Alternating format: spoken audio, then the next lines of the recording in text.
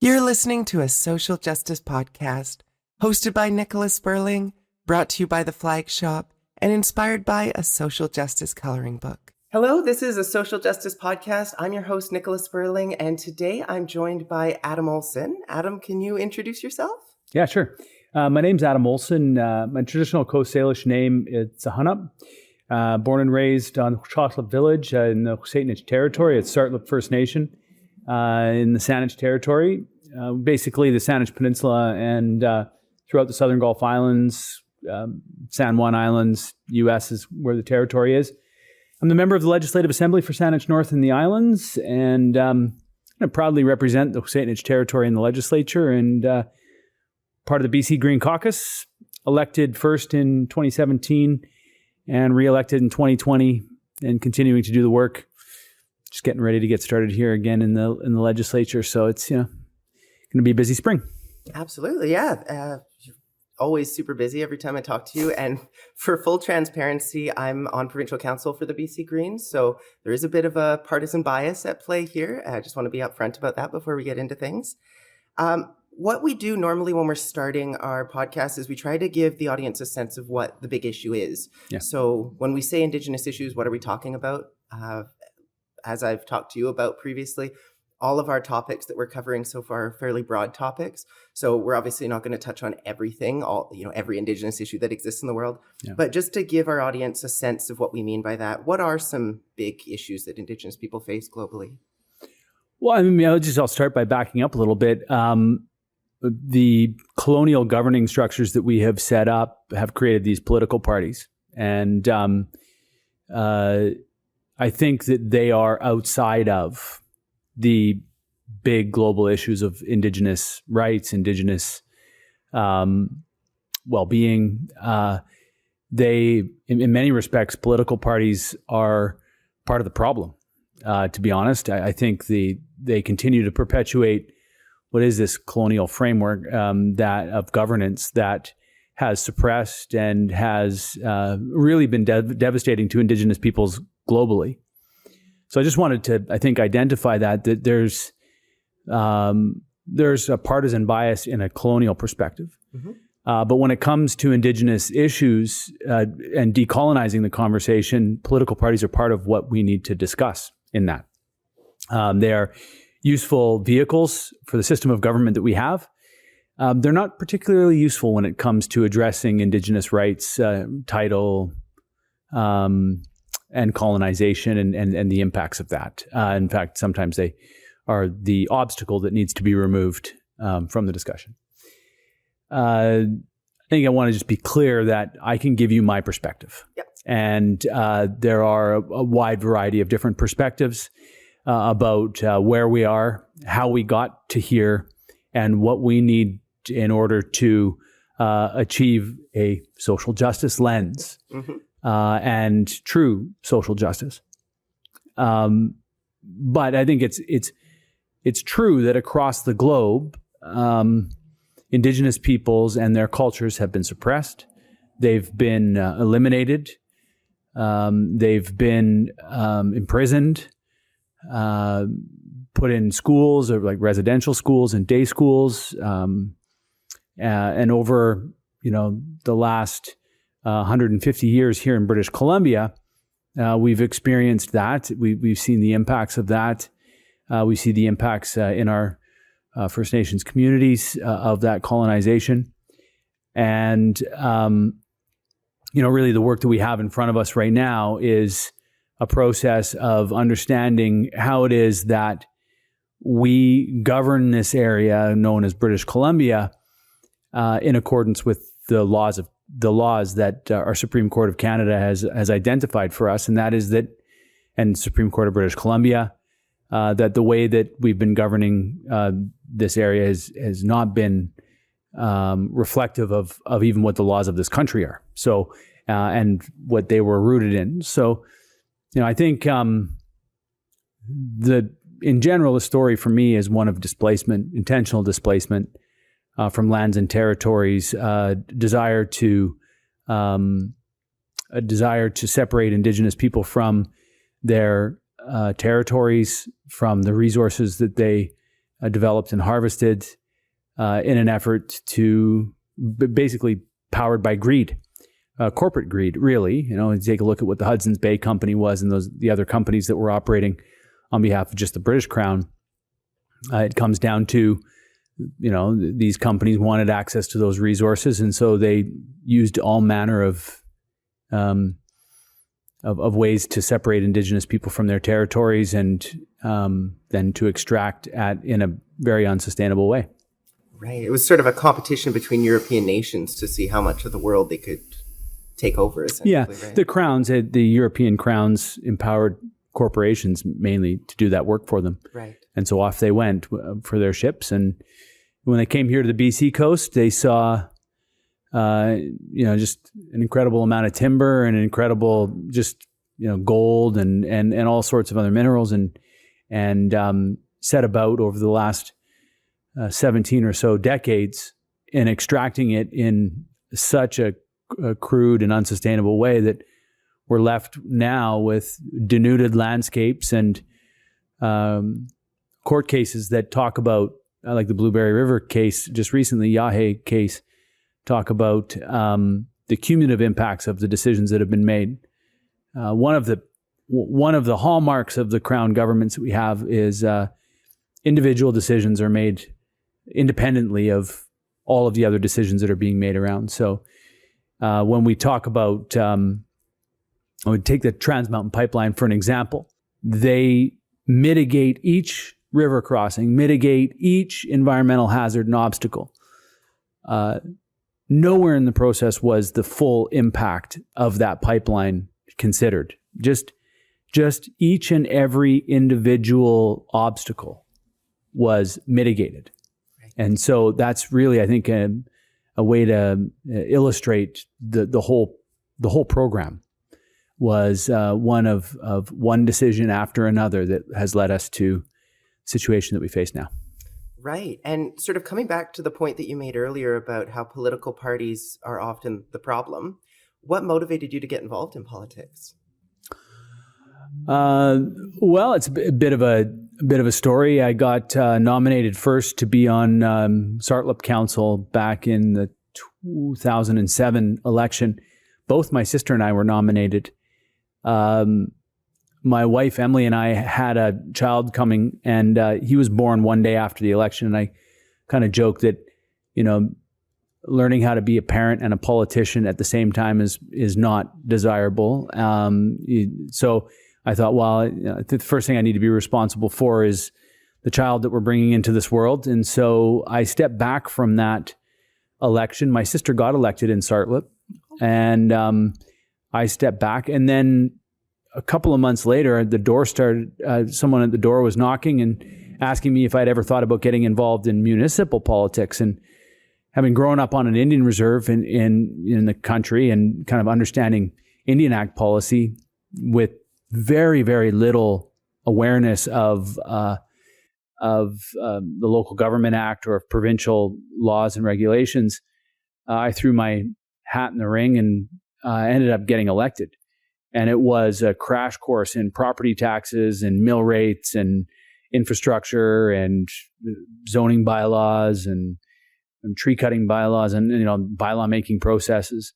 I basically got elected because I was a community kid that grew up in the community, and everybody knew who I was. I was a soccer player and a baseball player and an umpire, and I got elected for the reasons why people get elected, and that's because you're a visible community person, and then I had to go about doing the work. And so I spent 5 years at the council table doing the work.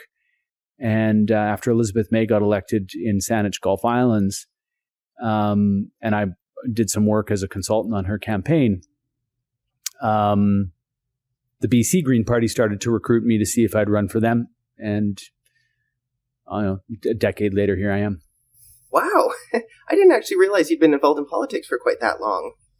Yeah, it's 14 years now, I think. Yeah. 14, incredible. Well, I ran in that 2013 election and came very close, and then ended up serving as the interim leader for the BC Greens after Jane Sturck stepped down. And then in 2015, Andrew Weaver became the leader. He ran unopposed. He was the only Green MLA at the time.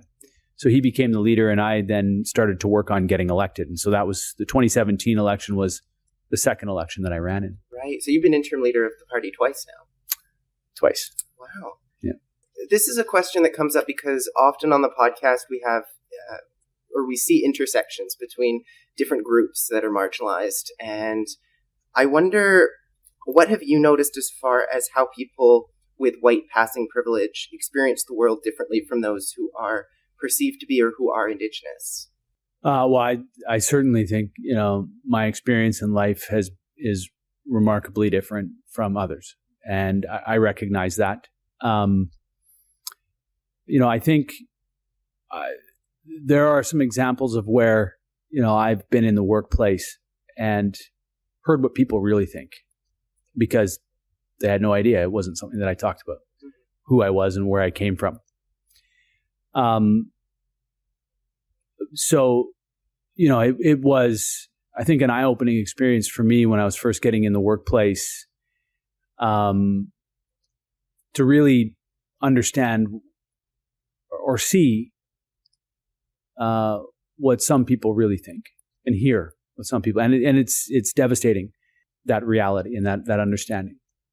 I've always been instructed to be who I am, and the way I look, and that's just the way I look. That's just who I am. I'm a mixed heritage person, so it's not that I'm white passing. I'm a mixed heritage person, but I'm also a XWµETHǐ person, and I really identify with the place that I was raised. I really love the culture that I've been introduced to, and that I've been, the values that I've been taught by my grandparents and by my parents, and I really embrace who I am as SÄH*HENEP, as a XWµETHǐ person, someone who grew up in Tsartlip.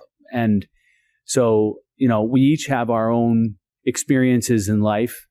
And I think what's important is that we recognize the privileges that we have. And we recognize that not everybody has those privileges.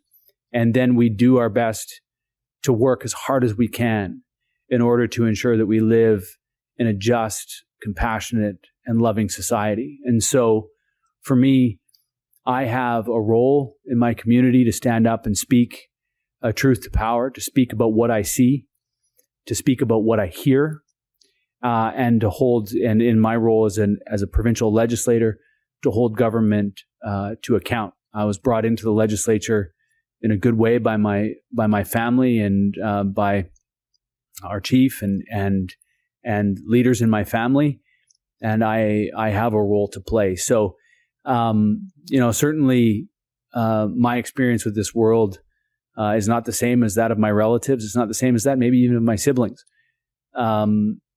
But I have a job to do, and I don't let how I appear in this world to get in the way of what I know and what I understand that needs to be done. Well, and it seems like you take those opportunities to speak up where in some situations you might be able to just stay silent and go, people don't necessarily realize that I'm Indigenous and I can use that to my advantage as far as privilege goes. But you're saying, no, I'm going to make this something that I talk about and speak up for the people that need to have a voice in the legislature. Yeah, I come from a very very vocal group, family, people, very powerful people that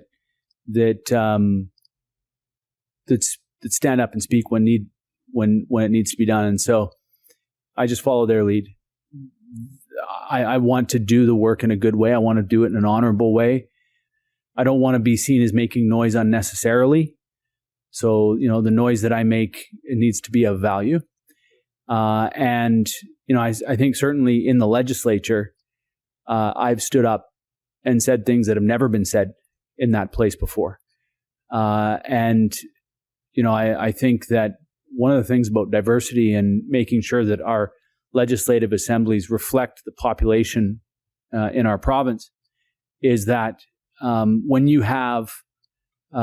your legislative assembly lacks in diversity, you might have a bunch of compassionate people in there, but they don't see the angles. They don't see all of the different angles in life. If there's diversity in the legislature, then what you can get is you can get a full account of how a policy or how a law is going to impact all of the different diverse needs of people in our society. And so for me, to think that our electoral system has been set up to advantage and to elect certain types of people more often than others, that to me is something that needs to change. And we will make better laws, more reflective laws of this diversity in our society when those people are the ones that are in the Legislative Assembly making those laws. So, the fact that we had a child welfare bill that talked about for Indigenous people changing the laws to allow for Indigenous nations to be able to take control of their child welfare. And I talked about the impact that the deliberate laws that were set by the federal government policy, the impact that had on Indigenous women. And, that really the result of that is missing and murdered Indigenous women. And that's the story that's being told. But there has been a deliberate attempt by our governments, and people are uncomfortable hearing this, but it is the truth, that there has been a deliberate attempt to separate Indigenous women from their families and from their children. And so, in the last session of the legislature, I stood up and gave an hour and 15-minute speech. I'm sure it was uncomfortable for some to listen to, but that's the place that needs to be said, because when we're creating a law and when we're changing the policy, we need to be very clear about what the implications of the current system that's been set up and what it is that we're changing it from. And so, I'm in a position to be able to stand up and speak to that in a way that is legitimate. I have family that have been implicated in the laws and affected and impacted by the laws. And so, I am in a position to be able to stand up and speak to it. I'm not going to hold back. I'm not going to intentionally hurt people's feelings, but if people's feelings are hurt hearing the truth, then we need to make sure that we have a different reality, because the one that we have right now has been intentionally set up to disadvantage specifically Indigenous women when it comes to this law, and many others, actually. Yeah, and that principled stance that you take is something I think is quite admirable, and that idea that we need to have diversity within our elected offices that reflects the communities that they serve is something I'm also really passionate about. That's why we've worked together on EDI work within our party as well. Yeah. It's not, sorry to cut you off, yes. It's not just the numbers. It's not a numbers game. Mm-hmm. You have to, it's not enough to say we had X number of Indigenous candidates. Mm-hmm. Answer the question. How many Indigenous candidates were run in ridings that party intended to win? Right. Were they given a chance?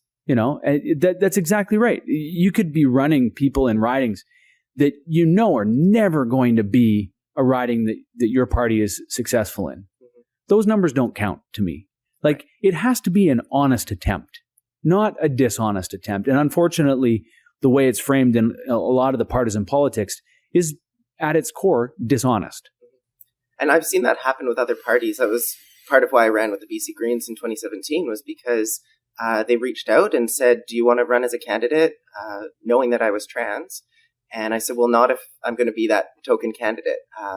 And part of that is running in a riding where you're not going to get elected. And part of it is not having the support of the party. And there's all sorts of factors involved. And I've seen it play out in other parties where I've seen trans people just put on the roster essentially as a way of saying, look, we tick this diversity box, and it's not accomplishing what you really need to accomplish, which is getting those people elected, making sure that those voices are heard. Yeah, and for us, for the party that I'm a part of, we have a big hill to climb. Mm-hmm. We have a lot of work to do on this, and it's not going to be, it often comes in the election as kind of like a gotcha moment. And it shouldn't be leveraged as a gotcha moment either. It should be a kind of a sobering reality of all of the political institutions that are competing in a democratic election. We've all done a terrible job of electing a representative cohort. We haven't. We have not elected a representative cohort. No. There are many people that live in our society today who are not reflected in the Legislative Assembly right now. And we are not doing those groups a service. There is no way for us to be able to truly understand the world as those folks live it. We can hear about it, but we've not experienced it. And so it's really important to be able to have someone stand up and say, this is how I experience the world. We were coming over here, we were talking about how the world is designed for able-bodied people. It is our design guidelines and the way buildings are designed, the way architects design structures, the way communities and cities are designed, they're designed for an able-bodied person. Mm-hmm. And it's actually even more specific than that, but we just stick with able-bodied. We see disabled parking spots that are jammed up against a building, that if you need to get out and you're in a wheelchair and you need to get out by a ramp, there's absolutely no way that you're going to be able to. We have folks that live their life in a wheelchair that are driving around our neighborhoods, around and around and around our neighborhoods, 45 minutes late for their doctor's appointment that took them weeks and weeks to get, that they miss because we have not designed a community that is inclusive of them. That we thought of we thought of putting a disabled parking stall nearby, but there's a tree right where the ramp comes out of the right.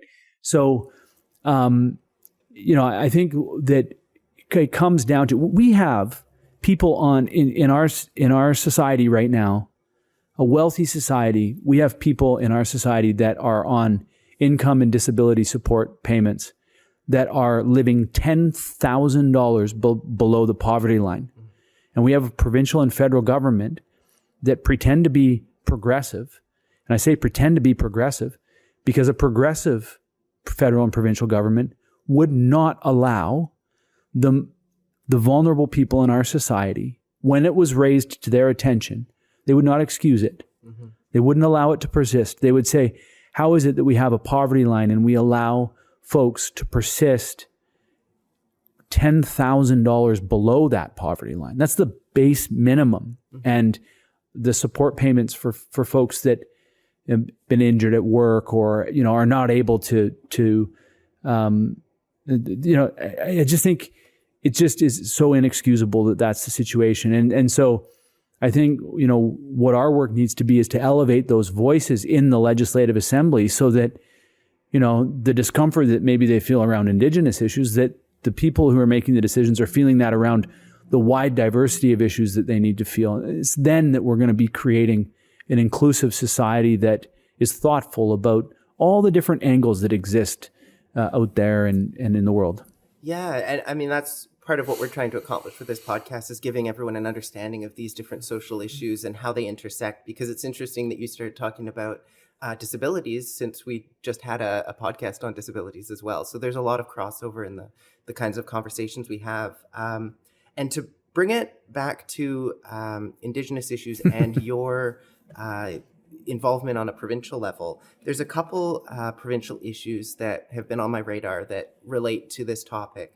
One of those is the Coastal GasLink pipeline. Mm-hmm. And we recently saw some stories coming out about how the construction of the pipeline has been damaging salmon spawning grounds, and the company in charge has been receiving fines for environmental damages. So can you explain how that ties in with Indigenous issues as well? We need several podcasts, a series on this. Mm-hmm. I just actually, I have a podcast. I'm just going to do a shameless pitch here. Go for it. It's called the Public Circle Podcast. I interviewed or had a conversation with JOÞ�EÐ�P, who's the chief counselor of the Squamish Nation Council. And we talked about the complexity of Indigenous leadership, Indigenous governance, historical and then kind of the colonial version through the Indian Act and chiefs and councils. I think one of the things that Salem shared that I think needs to be repeated, and that is that the people who are governed are ultimately the ones that determine what the legitimate government is. And we see a wide variety of governance structures. Some of them exist long before there were Europeans here, hereditary chiefs. And then there's elected chiefs and councils that exist only because the Indian Act created that system. And both are embraced by the people in their communities. And so I think it really does come down to one of the really most important clauses within the Declaration Act that we passed in 2019, which is the right to self-determination. And ultimately, the heart of that means that Indigenous people have the right to determine who they are, how they're governed, who governs them, and how their territories are governed. What we have experienced over the last 170 years in British Columbia are federal and provincial governments that have been manipulating the governing structures for their benefit. And so what we see in the Wet'suwet'en territory as an example is we see Indian Act, Indian reserves and their elected chiefs and councils. And we also have what we've seen is a very well-defined hereditary system that was involved in a landmark court case, Dalgamuch, Gisteway. That was in the 1990s, that case. And it was one of the first cases where title was starting to be defined. It wasn't defined in this case, but it said, look, it exists, and there is that. The reason why I'm raising this is because the federal and provincial government understood that there was a more complex governing structure than just simply the Indian Act chiefs and councils that were created. But yet they chose to sign agreements with those governments and provide economic benefits for those governments while ignoring what the Supreme Court of Canada court case had said when it came to the hereditary chiefs and councils and the surrounding territory. It's not for me to determine what the Wet'suwet'en or the Gitxsan or the Squamish people and the governance structures that they have and that they uphold. That's for, and when I embrace the right to self-determination, I embrace the right for my relatives to be able to choose a governing structure that reflects their needs, reflects their desires, and perhaps, reflects 2023 or reflects a governing structure that has existed in that territory from time immemorial. That's their right to define that. What I've been very critical of is when the provincial and federal governments know better, but yet they continue to act with a very colonial mindset, which is how do we get what we want, which is the money and the access to the resources. And when they manipulate and complexify a situation willingly, and then they put the communications out there that confuse it, that to me is what is, really like unfortunate and the thing that I'm going to call out. And are you talking about like pitting the elected councils and the hereditary chiefs against each other? Generally, what we've seen Indian Act policy do has been a process of turning families, turning Indigenous communities against themselves. Absolutely. It has been a process of picking winners and losers. It's been a process of separating children and parents. It's been a process of removing language. It's been a process of tearing down ancient institutions and replacing them with colonial institutions, and then only talking with those colonial institutions and then pretending like you're talking with the ancient institute. It has been a deliberate, I was just at an event and I was just talking about the environmental racism. I talked about it in the legislature, the environmental racism of federal and provincial government policy. federal policy when it comes to shellfish harvesting, completely detaching Indigenous people from their food harvesting areas is an act of, closing shellfish harvesting areas in perpetuity and not testing, but saying, no, those are poisonous, you can't harvest there.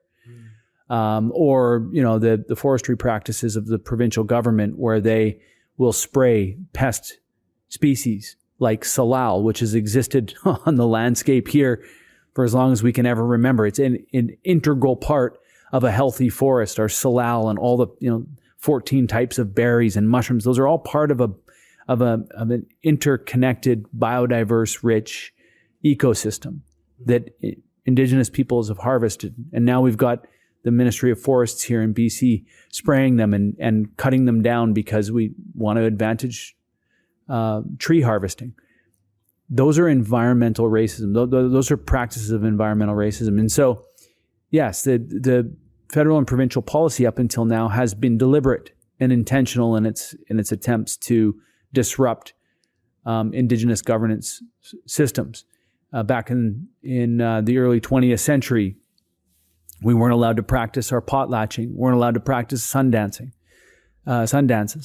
Those are ceremonies that, then actually only the people that were able to travel to secret locations to practice them were able to continue. So some families have those practices and some who weren't able to travel didn't. And it was it was deliberate and intentional. And so, yeah, I think that in the situation that I gave you, I think that it's more pertinent for those folks to be speaking about their own business. But what we have seen and what I've witnessed from afar is the deliberate attempts to interrupt and disrupt and to pit families against each other and to make it Ellis Ross from the Heisla and myself on a morning radio show in Vancouver here arguing about policy. That's exactly that is just a replication of what has been created time and time again. Mm-hmm. Look at these Indigenous people fight. They can't even get along with each other. How are they ever going to, why would we get, and this just inspires a mistrust. Why would we give them money? They can't even listen to them. They're arguing on the radio. So, I think that it's kind of the deliberate outcome of government policy, but it's also become part of our culture and our society, unfortunately. Right. And it seems like it's very challenging to separate our society from that because, or at least in Indigenous led areas where you have those conflicts between Indigenous groups or between people within the, one Indigenous group or between hereditary chiefs and elected councils, where that sort of colonial lens that's been applied and the way that government has tried to get what they want has created these systems that now we have to figure out how to dismantle. Like when you have, for instance, an elected council and hereditary chiefs and they can't agree, and we're saying, okay, we believe in self-determination. What does that look like as far as reconciliation works? Do we just avoid pushing any projects through those kinds of territories, regardless of whether Indigenous people want them or not, because we know that it's going to create conflict? Or do we say, here's an idea, it's in your court now, figure out what you want to do? What does reconciliation look like when it comes to these very difficult situations to navigate? Well, I think it's not, self-determination is not about, I think it's about us stepping back. When I say us, I mean like the provincial government. That's a body that I represent. I'm a representative of it. Mm-hmm. Stepping back and putting the resources in place for those discussions to happen. Supporting initiatives within communities that create those houses of governance. There's a very beautiful new house that was built in a neighboring village of mine in Tsleil-Waututh. Our relatives in Tsleil-Waututh built a beautiful new longhouse there. In that longhouse, there's a lot of cultural work that gets done in there. And that's the historical governance of our community. And, even though there might be some, kind of political differences or whatever between the neighboring nations, it's in those traditional homes that the governance plays out and that it happens. And it happens through ceremony. It happens through societies that families are part of, and it happens in birth and coming of age and death rituals, that families step up and support each other. I've just gone through part of that in my family, and it starts to create some social hierarchy and order and interactions with each other, and good interactions with each other. And so, I think ultimately the problem has been governments inserting themselves into the middle of the conversations, like they're going to be the ones that are going to solve the problem. Mm-hmm. They won't be. I won't be the one that solves the problem. I might be a part of a solution in my home territory. Mm-hmm. But really, I think the message that needs to be, get out of the way. Right. Stop talking, right? Stop thinking that the government's going to be the one to solve the problem. Put the resources on the table so that the community has access to the capacity to be able to do the work that needs to be done. Stop putting a timeline on it that is meaningless. These relationships have existed for thousands of years. What's another 2 weeks? What's another month and a half? Yes, we have our timelines, but they are meaningless in the grand scheme of things. They are simply constructs that we've wrapped around the desire for us to do what we want to do. So, when I take a look at, for example, what happened out at Fairy Creek was another example of this. This is another one I was going to ask you about. Yeah, 1,100 or 1,200 arrests, the single largest act of civil disobedience in the history of Canada, from what I understand. More arrests anyway. And instead of getting out of the way and having options on the table, the provincial government almost assured that logging was the only context that they were going to have that conversation in. Mm-hmm. Even if the nation did want to have conservation or conserved areas, the only way that there was going to be any revenue for the community is if those trees fell. Otherwise, there's nothing. Mm-hmm. And so, and instead of stepping back and understanding that this toxic environment was evolving, what do we have? We have the Minister of Indigenous Relations going in and renewing a forest and range consultation and revenue sharing agreement in the middle of that timeline and enshrining colonial and racist clauses into in the conversation. I raised this. I ranted in front of whatever minister was standing up in estimates for an entire spring session. Thankfully, they've, Minister Rankin has now changed that. There's still 140 of those agreements. And basically, when the NDP was in opposition, they called those agreements take it or leave it agreements, meaning they're signed under duress. The Crown is going to log this area. If you want cash, sign this agreement. If you want no cash, don't sign the agreement. Basically, but the trees are falling. Mm-hmm. So what is a chief and council supposed to do in that situation? Mm-hmm. They need healthcare, they need education, they need housing, they need all these things that everybody needs, in terms of to support the basic needs of their community. How irresponsible would they be not to participate in that? How irresponsible would it be for, the Indigenous communities that signed on with pipelines? Where the provincial and federal governments go into those communities. We know the conversation that they go into those communities with. This is a pipeline that will be built. And if you hold out, we are going to hold out longer. And that's essentially the tone and the context of those conversations. And anybody who denies that's not being honest. And so I think that's important to point out, that if they say, no, that's not no, it is. And it's happening. It's happening recently. It happened recently. And anybody who's a part of those conversations knows that they've been a part of those conversations. But really what it is it's this initiative is going to happen, and you're either going to sign this agreement and get some cash for those programs that you need, or you're going to sit back and watch us log your territory or build a pipeline through your territory. And then what happens is the government then stands up and says, we have X number of nations that are behind us, that support this initiative. And they've forced into signing non-disclosure agreements, so they can't talk about what it was they signed or why it was they signed. Mm-hmm. So this is the way that it's been.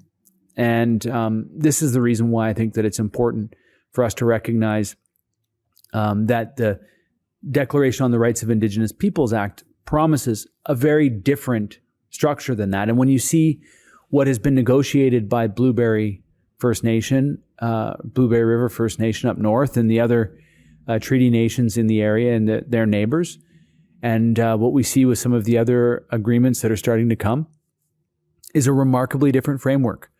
A framework that looks at that where Indigenous leaders are able to negotiate the things that are important to them without having, the federal and provincial government. And it requires court cases to drag the province and the feds kicking and screaming to the table. But the courts have been providing that, creating that table by the decisions that they've been making. Talking about Canada a little bit more broadly, we've had the discovery of, I guess we need to say, suspected grave sites. I mean, we're almost positive that those are grave sites, right? How many, I suppose, is the only real question. But can you explain some ways that discovery has impacted the conversations that we're having around Indigenous issues, and what the impact that is having on Indigenous people as far as sort of resurfacing past traumas? And yeah, big question. I mean, I think so. As I said on, I think it was, what was it, May 31st or May 20, whatever that timeline was a few years ago, was it, these are stories that residential school and day school survivors have long known about. Right. It's not a shock to no, Indigenous people. This has not been a surprise. Mm-hmm. I kind of look back through time at these kind of interesting moments where what is known becomes kind of understood across the rest of society. Mm-hmm. And I think I Don't Know More was one of those moments where the conversation went from kind of one thing to a different thing, and I think what the XWµ people, when they have made the announcement, kind of stark announcement about what they found with ground penetrating radar, kind of put it in a context that was undeniable for people. Mm-hmm.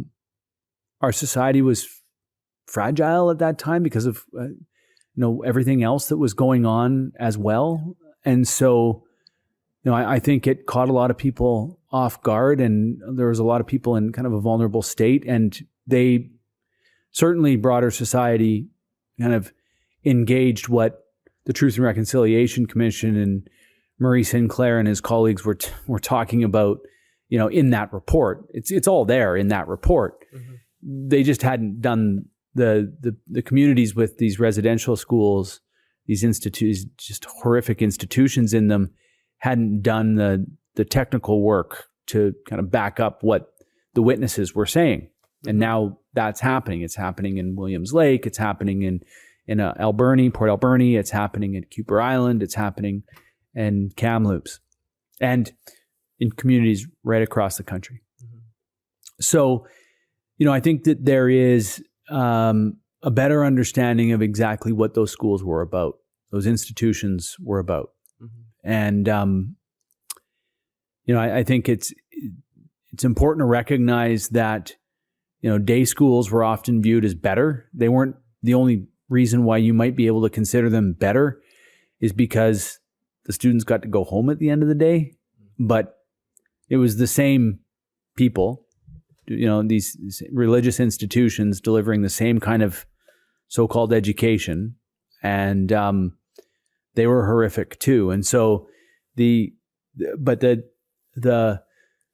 those institutions were a tool, and the government was very forthright about it. It was to separate the Indian from the child. And really what that was about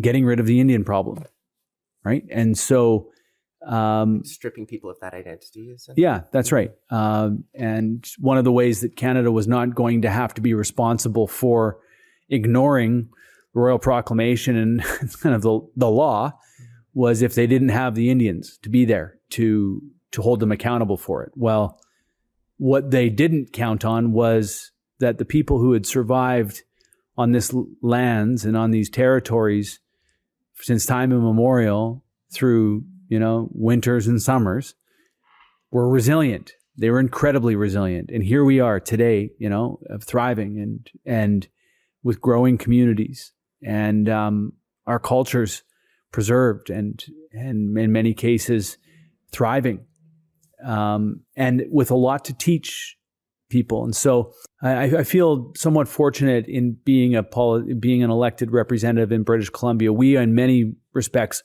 are way further ahead all of the other provinces in this country with respect to understanding and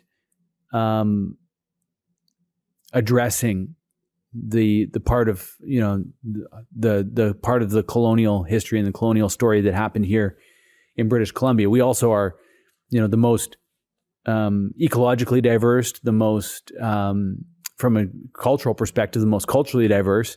There's more languages and more cultures, Indigenous languages and cultures here in BC than maybe even the rest of Canada combined. There is a lot of diversity here, and this isn't to undermine the other cultures. This is just to say that British Columbia has 30-something distinct linguistic groups. We've got scenarios in this province where, the languages of neighboring nations are like English and Cantonese. Like that's how similar they are, right? So a remarkable diversity in our province.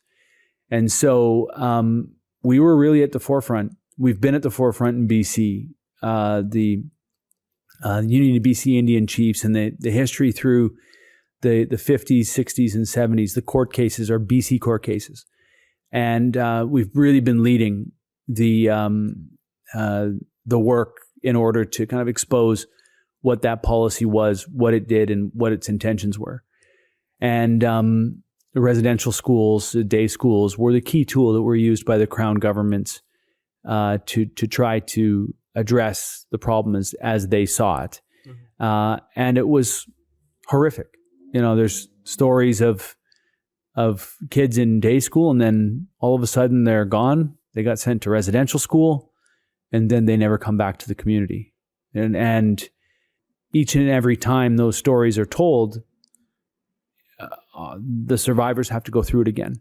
And there's intergenerational survivors that who have been dealing with and trying to address in their own way the impacts of those institutions on their parents and grandparents, the behaviors that kind of got passed down, the really, really challenging situations that those children came back to in the communities, and the stuff that they came back with. Each and every time that we have these conversations, it reopens, unfortunately, it reopens wounds. On the other hand, it's in order for us to be able to address it, we have to speak it. We have to be able to say it, and people have to understand it. And I think that for the a number of years after the Truth and Reconciliation Commission came out, all of the information was there, and nobody believed it. And then what happened first at Kamloops and then around was that there was, for the first time since that information came out publicly, a public acceptance of it. And we saw shrines, being set up on the steps of the legislature.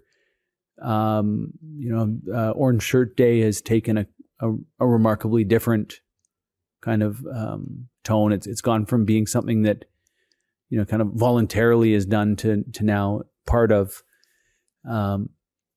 Canadian culture, in the sense that September 30th is Orange Shirt Day. It's a day of truth and reconciliation. It's a day where we turn and face that evil history of our governance. Mm-hmm. And we've noticed that here at the flag shop as well, because we sell Every Child Matters flags, buttons, things like that, and all the proceeds go to Indigenous organizations because we recognize you don't want to be profiting off of such a tragedy, but the amount of people that are looking to have a flag or something to show that they, I guess, support Indigenous people, they want to see change. And also on Canada Day, the sort of switch from flying Canadian flags to flying Every Child Matters flags, that's been a huge shift as well. And it's interesting. I don't know if it's related or if it's coincidence, but seeing what the Canadian flag has been used for since, right? There's a very different perception of what the Canadian flag is,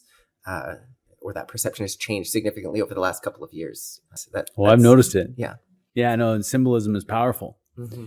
Absolutely, it's powerful. It's, the source of power in our legislature is maintained through symbols, the mace and, the black rod and, the symbols of power that kind of is in the legislature. Mm-hmm. You watch the mace, it moves up and down, up and down, up and down, depending on what's going on, where the speaker is. If the speaker's in the chair, the speaker's not in the chair, the mace is in different places. Nothing gets started unless that's there. So yeah, no, these are powerful symbols, and they become to mean a lot more than maybe just, the piece of nylon that they're flying on. But I think, since, what was it, this time last year, the Canadian flag, the meaning of the Canadian flag has changed. Mm-hmm. Absolutely, it has. It would be, it's important to acknowledge that. And I think the orange shirt and that symbolism around that, we have, Pink Shirt Day for anti-bullying.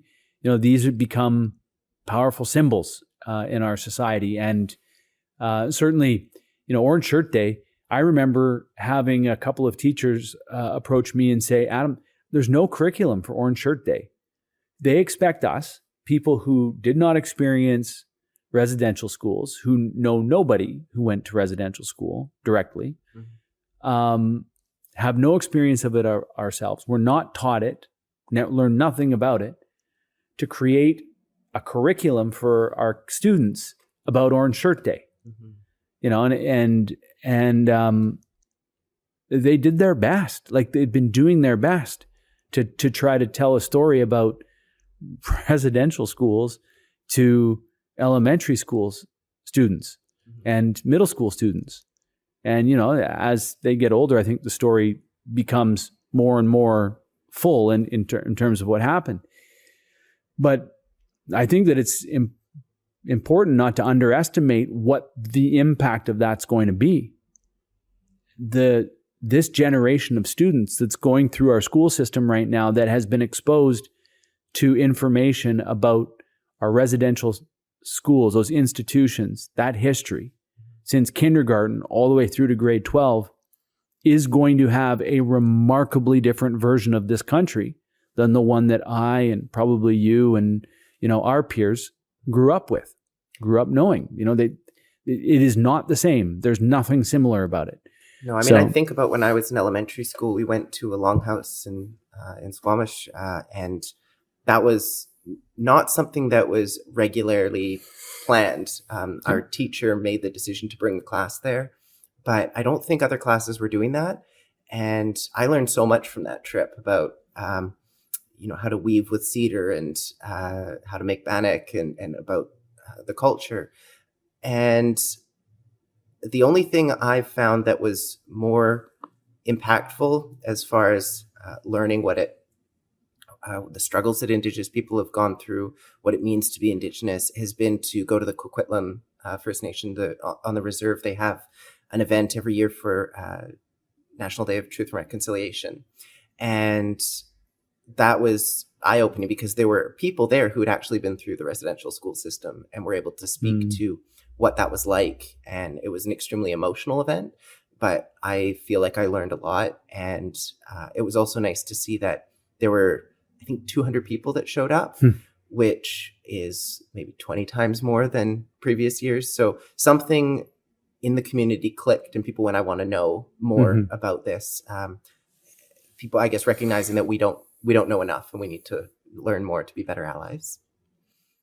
Yeah, I think I think that there has been a remarkable change. I the year before last, the first National Day of Truth and Reconciliation, the first September 3rd, the one that Justin Trudeau surfed, that first one. Right. I was busy. Like, I was going from event to event, talking to businesses, and the second one, I got a lot of invitations, but I decided, that I was going to spend some time with my dad. And so we kind of went back to the land. We went out fishing, and I spent it with my dad and my nephew. And it was a beautiful day. It was the first day that my nephew's first salmon that he caught was that day with his grandpa. And there they were, the two of them, 2 generations, fishing like they should have been doing. Like, that's what we should be doing, is out in September. We should be out fishing. And I decided this time around that this was going to be a day that I spent with someone who'd survived all that horror. And I wasn't, I spend most of my days talking about the experiences, standing up and doing speeches, going on the air, talking about it, doing podcasts like this and sharing. Truth and Reconciliation Day in 2022 was going to be about just pausing, reflecting, and taking time. So, I think each in their own way, we all have a role in terms of what we know and sharing it.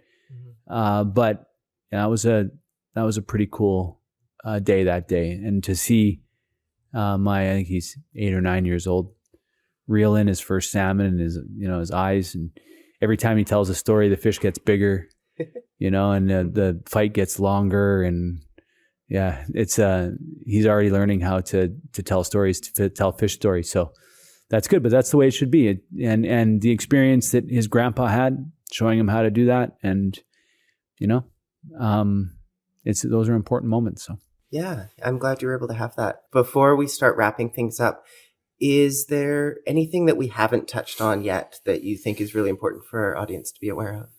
Well, I think that it's important to recognize that we're really at a beginning of what is a lifelong journey now for us as a nation and as a province, as communities. We've tried for more than a century to separate, to divide and conquer. And what we've learned from that, I think, collectively, is that we are lesser by doing that. Like I was saying earlier about diversity, we are greater when we are inclusive.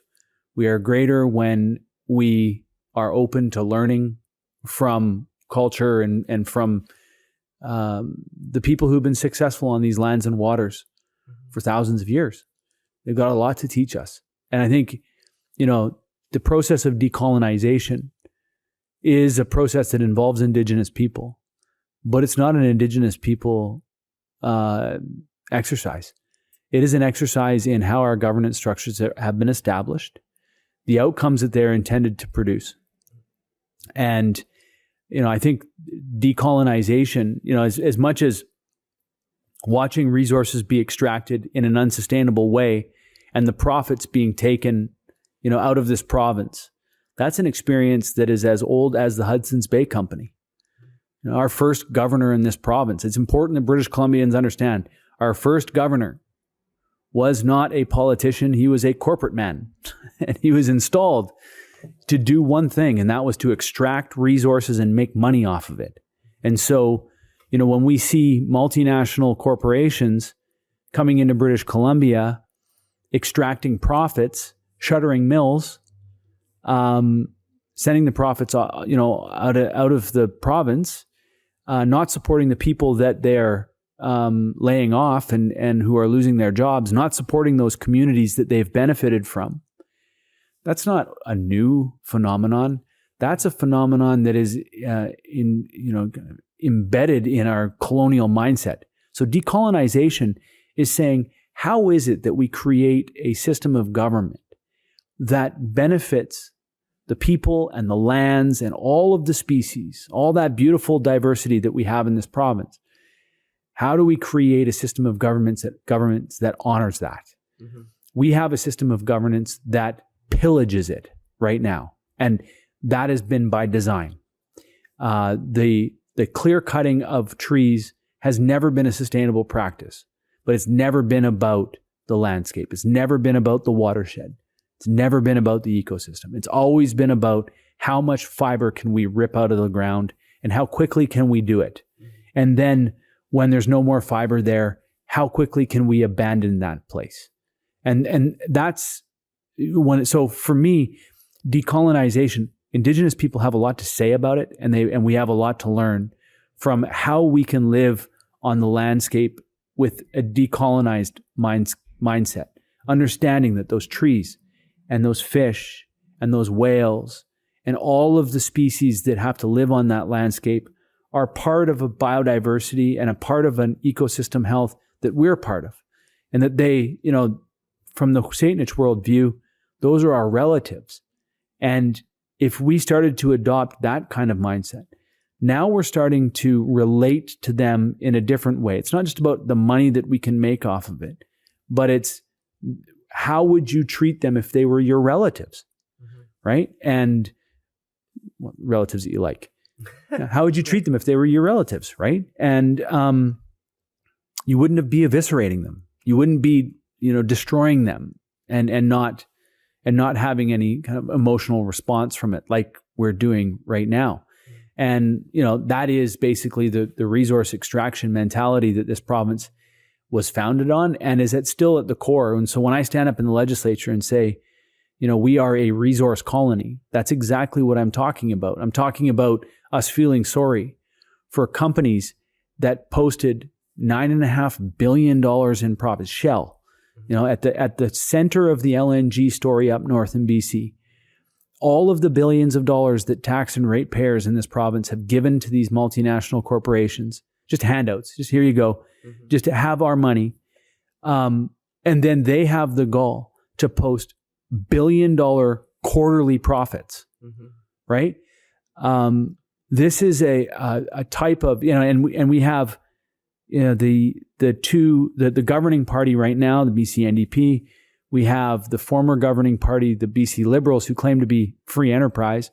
That's the most expensive form of enterprise I've ever seen in my entire life. There's nothing free about it. It's corporate welfare. And that corporate welfare is actually enshrined in a colonial mindset. And so decolonization is really about creating a governance structure where those benefits, where the relationship is one that serves the purpose locally and regionally and provincially. I think that BC again is at the forefront of it.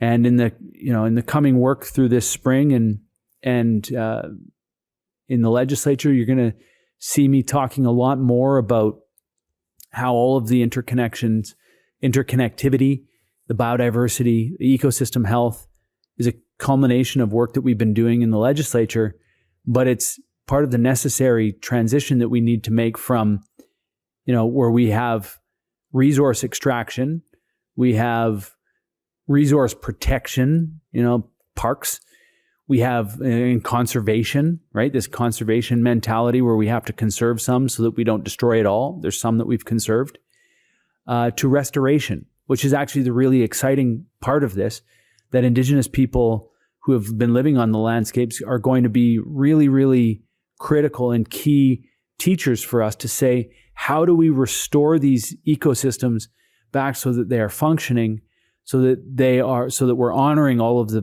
diversity of species that live there, but so that then we can live in a resilient place that then, isn't, we're not suffering from the wild swings of weather that we're experiencing, and that, when the rains come, the landslides don't follow, right? When the heat comes, we've been taking care of our forests. So there's going to be wildfires, but they're not devastating. So that's the work that we have ahead of us. Right. And when you're talking about that, you're talking about natural climate solutions as opposed to engineered climate solutions? Because this is a conversation that came up on our climate podcast, you know, Divyani Singh was one of our guests. So there was this debate around do we need natural climate solutions or engineered climate solutions, and it sounds like that might be where we're. I'm a big fan of, nature. Nature has the answers for us. We've been kind of taking pieces out and seeing how does it work. It's kind of like Jenga, right? Like you take a piece out and like, does that still stand? Does it still stand? Eventually, you've got this very fragile structure that at any moment could just fully collapse.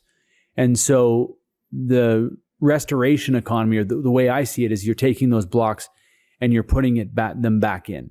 And so in some cases, you're not actually putting them back in. You're just leaving it alone and letting it. So like a wetland, for example, you can keep draining and keep draining and keep draining a wetland. But if you walk away from it, the wetland returns over time, right? That nature starts to rebuild itself. And so, I'm not sure what language that I want to use for it, other than the fact that these landscapes will tell their own story. And I think that the Indigenous knowledge keepers that are in our communities today will let you know which pieces are okay to be put back in.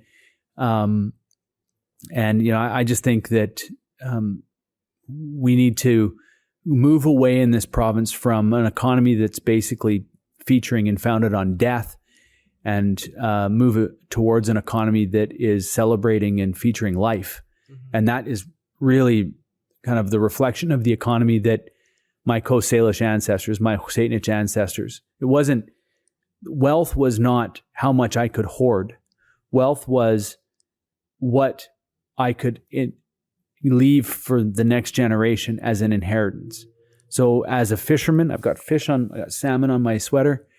As a fisherman, if I went and cleaned out that fishing location that my family owned and harvested all the salmon there, I would ruin it for 4 years down the road. And if I did that year over year over year, I would make that fishing location not a useful place to go and fish anymore. And so it might make me wealthy, but it will leave my family and my descendants destitute. And that's not a very smart way to manage a community. It's not a very smart way to manage a province. That's frankly how we've been managing it. That sounds kind of like capitalism. A little bit. So what we need to be doing is leaving an inheritance for our children and grandchildren that's worth having, that they can continue to benefit from year over year and decade over decade. And that means we're going to have to restore those ecosystems. In some cases, allow those ecosystems to restore themselves. In some cases, we're going to have to go into like clear cuts and plant forests, not tree farms, forests, which, multiple different species. And then what starts to happen, like we've seen with the Straight Salish clam gardens, you start to grow a nursery for clams, and all of a sudden a pile of other species start to show up and start to benefit from that work that you're doing, completely separate from the work that you're doing. But you're creating ecosystems for them as well, and they thrive, and then they create ecosystems for other species that thrive. So it's recognizing that we're part of this thing. We're not separate from it. Right. We've had this mindset that it's all here for us to benefit from and use, and it's all about us. And once we can put ourselves in the right place and recognize this world wasn't created for us, we are a beneficiary of a great world. Right. There's another animal in this. We just have to be part of it and humble ourselves a little bit in that context. What we usually like to do to end our podcast is give the audience a sense of what they can do to help. So in this case, it could be what can our listeners do to help further reconciliation, to help solve various different Indigenous issues. That's obviously the topic. What would your advice to our listeners be if they're looking for ways to get involved and to give back? Encourage your elected officials, the people that are making decisions, encourage them to be continuing to walk the path of reconciliation in a good way. Don't ever assume that there's going to be an end to this. This is a process that we've started, and it's one that We will be walking together forever. And it's a thing to celebrate. I think in some cases, well, I'll just say this. My dad has always, whenever we've participated in or attended events in our communities, my dad has always encouraged us to ask fewer questions and to watch much closer. And so you can learn a lot by just watching. And you're going to have a lot of questions, and you're going to want to know about what's going on. But the best way for you to find out what's going on is just to watch, and watch very, very closely. So when you go to an event, pay close attention to what's happening. When they're paying witnesses, what are they doing? Why are they doing that? The picture and the process will become clear over time if you're paying close attention. And then I think the final thing that I'd just say to this is that there are so many books now on these topics, and I've started a book club with my dad, and it's a great place for us just to have a conversation about the issues that are raised in these books. So we just finished reading Jody Wilson-Raybould's book, Indian in the Cabinet. We're moving on to our next one. We've read Art Manuel's book, and we've read Thomas King's book, and we're gonna keep going. I think Clarence Louis's book is coming up, right? So read these books that are out there now. You can go into a bookstore, and almost every bookstore has got a section of Indigenous authors.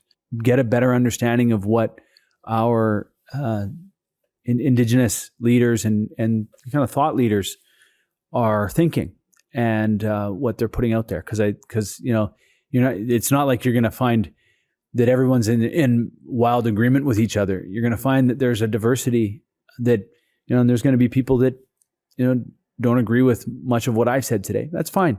That's great. We've got a wide, diverse set of beliefs and values. But they do come back down to, I think, some core structural beliefs about living in a good way on the lands and the waters, having good relationships with our relatives, all of the other species that are out there. And so I would just say, be careful about how you're living, and read as many of the authors as you can to gain an understanding of who Indigenous people are and their principles and values. Wonderful. That was such a fantastic way of wrapping things up. Thank you so much for being a guest today. I always love hearing your perspectives, especially when it's a subject that you're passionate about. This has been a social justice podcast. Our topic today was Indigenous issues. I'm your host, Nicola Spurling, and I was joined today by Adam Olsen. Cool. Thanks for having me. You've been listening to a social justice podcast hosted by Nicola Spurling, brought to you by The Flag Shop, and inspired by a social justice coloring book.